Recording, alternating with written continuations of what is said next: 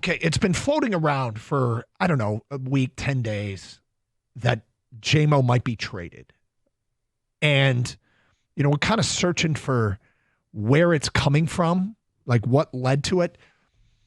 There's the social media speculation, which about his unfollowing the Lions and saying some things about loyalty is everything. We trace that back to an Alabama fan, some woman who's a fan of Alabama, who posted screenshots of J-Mo's page. And it's really funny because the loyalty be everything or whatever it was he posted, people immediately interpreted, oh, J-Mo's mad. Or J-Mo's happy. Right? Couldn't it also have just as easily meant that J-Mo is loyal to the Lions and the Lions are loyal to him? 100%. And the other thing is, nobody knows if J-Mo was following the Lions in the first place on Instagram. Yeah, people say, oh, he stopped following the Lions. He unfollowed the Lions. And then it was, I can't remember which reporter it was. One of the Lions beat reporters said, are we sure he ever followed the Lions? And then when Albert Breer tweeted out, people in NFL circles think Jameson Williams might be traded. We're like, okay. So we kind of had ignored it and said, until we can get this thing, I made one call, but until we can get sort of, if there's actual news here, we sort of ignored it. But when Albert Breer mentioned it, he said, okay, we're going to talk about this. But it was one of those weird stories that honestly felt a little uncomfortable giving it oxygen because there didn't seem to be a lot of merit to it. At this point, I don't know if that completely shuts it down, that we all relax, let J-Mo go out and do his thing. The Lions wouldn't have picked up the contract if they weren't happy with the way he was maturing professionally behind the scenes. Like, because part of J-Mo's story is J-Mo's behavior has gotten in the way of the football. I mean, he got suspended.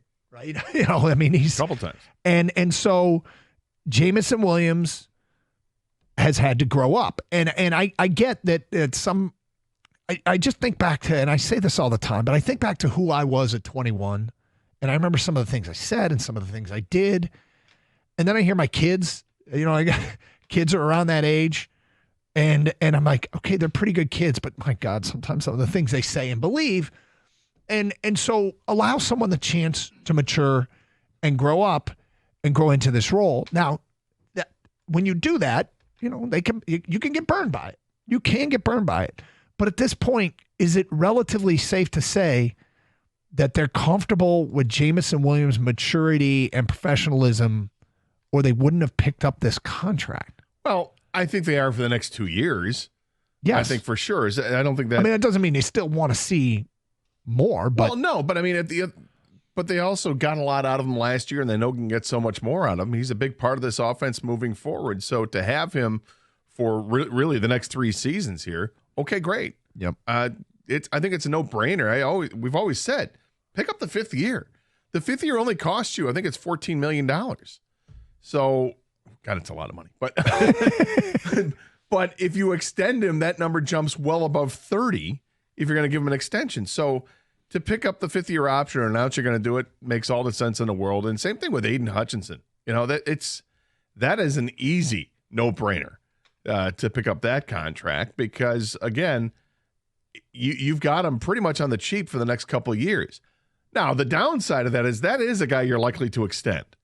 And if you're going to push it down the road at least another year on the extension, it may end up costing you another, $3 or $4 or $5 million a season. But if you think he's worth it, you're going to go ahead and do that. And really what it tells me is that they believe in his team right now.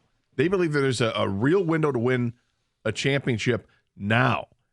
The way they've extended a lot of these players, they think that window extends into the future as well, literally. Yep. But because they've done these 2 moves, this is a right here and now for the next couple of years.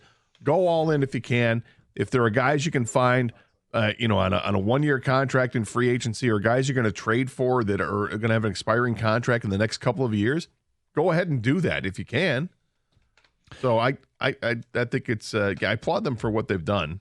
with picking up those contracts, but it's not a lot. It's a golf clause because I think it's expected. According to Spot Track, they track contracts. The 5th-year options: Aidan Hutchinson $19.782 million, Jameson Williams $15.493 million. Yeah. So there you go. Kang, your thoughts on this? Yeah, you guys know I've always been a big fan of J-Mo. I believe there's so much more meat left on that bone. I think he was just scratching the surface of what he can do for this offense and this team last year.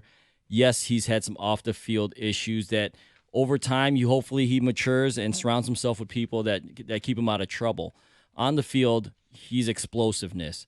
And to me, yeah, it was a no-brainer to pick up the option. Now, you can still trade him. I don't think this eliminates that completely. I highly doubt they trade him, but it's just... You really think so after what Brad Holmes said last night? He was so dismissive of that possibility. I'm just saying in the future. I mean, it doesn't have to be this year. You know what I mean? Like, he's not untradeable is my point, is what I'm saying. I don't want to trade him. Yeah. I think that he's trying to put out the flames that somehow got started, right? And it's like, no... I don't want to, because that's just distraction. I don't think he wants J-Mo distracted. I don't think he wants distractions on this team. And by the way, people keep saying, he's under control for 2 more years, which he is.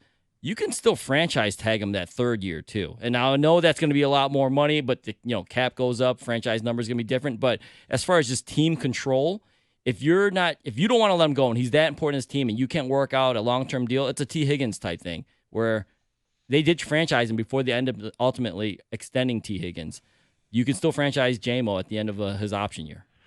So what's interesting, though, is the eating away at future cap space. We do not have the numbers yet on Kirby's year-to-year cap hit. But this coming year, the 4th year for both J-Mo and Aidan Hutchinson, J-Mo is cap hit this coming year is 5.418. Aidan Hutchinson's is 11.365. In 2026, with this option picked up, Aidan Hutchinson chews up $8 more $8 million.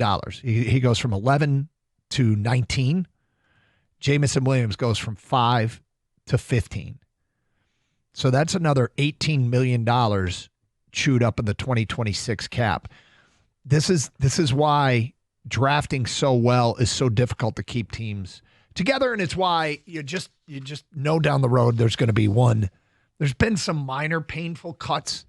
There's probably going to be some major painful cuts. I hope not. I hope there can be some restructuring, but it just feels like they're headed towards that. Hopefully, they'll be headed towards it, and they'll be making very difficult decisions, after parades. Well, right, exactly. And the NFL keeps making money hand over fist, and that salary cap goes up. And like you mentioned, the restructuring of contracts. There's ways to keep these guys around for several years. It feels like it's impossible to keep them all, but we'll see. Somebody, you know what's going to happen? There's probably going to be a surprise in that somebody might not even be worth keeping. We think he is, but he might not be. But we'll see. There's a lot of time and a lot of variables that will impact these decisions moving forward. Okay, let's get back into the draft. That was breaking news. The 5th-year options picked up, no surprise, Aidan Hutchinson. But just to kind of close the door on some of the J-Mo talk, there you go. His 5th-year option also picked up by the Detroit Lions this morning.